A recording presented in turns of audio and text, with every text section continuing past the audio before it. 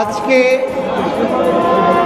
এই সম্মিলিত সংখ্যালঘু জোটের আয়োজনে সারা বাংলাদেশ ব্যাপী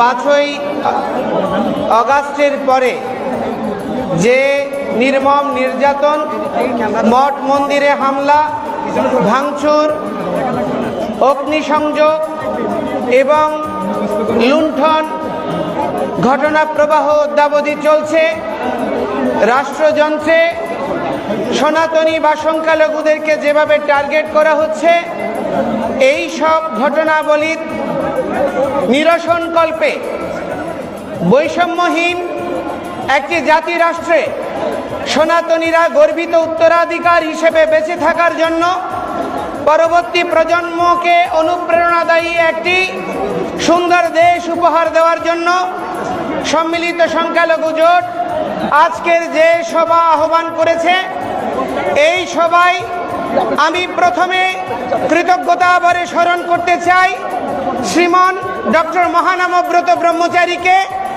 যিনি প্রথম দেশ স্বাধীনের পরে উপলব্ধি করেছিলেন সমস্ত সন্ত সমাজ, সমস্ত শ্রেণী বর্ণের এক হওয়া ছাড়া এই বঙ্গভূমিতে সনাতনীরা যথার্থ স্বাধীনতা লাভ করতে পারবে না। এই জন্য তিনি সন্ত মহামণ্ডল করেছিলেন।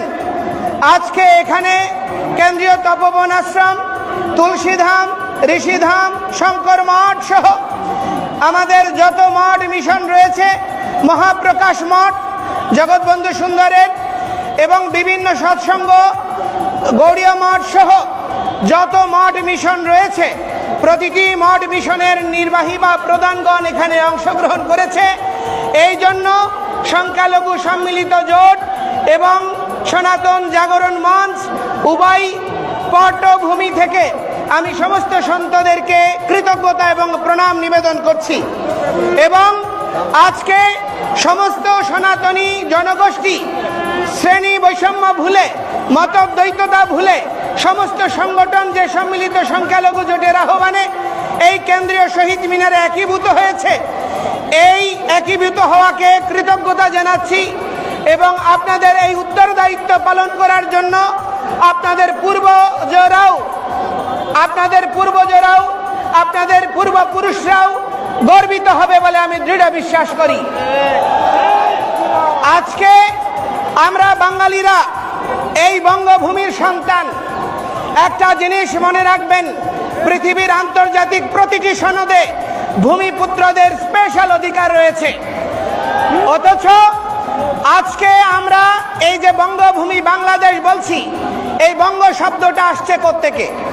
এই বঙ্গ শব্দটা এসছে হিরণ্যকশিপুকে বধ করে যেই ভগবান নৃসিংহদেব পৃথিবীর সিংহাসনে প্রহ্লাদ মহারাজকে বসিয়েছেন, তার দহিত্র মহারাজ বলি, যিনি শশগরা ত্রিভুবনের অধিপতি ছিলেন, সেই মহারাজ বলির পুত্র 5টি।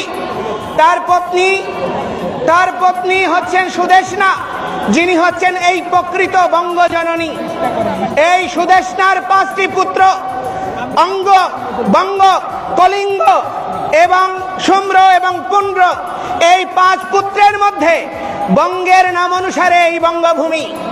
আমরা সেই বঙ্গের উত্তরাধিকার। সুতরাং আমাদের এই ভূমি থেকে কেউ আমাদেরকে বিতাড়িত করার অপপ্রয়াস যারা করে এসেছে, তারা এতদিন ঘুমন্ত ছিল, চেতনাবিহীন ছিল। আর এই অবচেতন মনের কার্যক্রমের পরিণতি হচ্ছে আজকে সাধু সন্তরা 53 বছর পরে তারা রাস্তায় নেমে এসেছে। আমাদেরকে অনেকে প্রশ্ন করছে, আপনারা বিগত 15 বছর কোথায় ছিলেন? আমি আমাদের মাননীয় উপদেষ্টা বৃন্দ, আমাদের গণজাগরণের এই যুব আন্দোলনের যারা সমন্বয়ক বৃন্দ, বিভিন্ন রাজনৈতিক বৃন্দ, আপনাদেরকে আমি দেখিয়ে দিতে চাই 2012 সনে হাটহাজারীতে মন্দির ভাঙচুর হয়েছে, 25টা মন্দির। 2016 সনে হয়েছে, 18 সনে হয়েছে, 21 সনে রক্তাক্ত শারদ হয়েছে।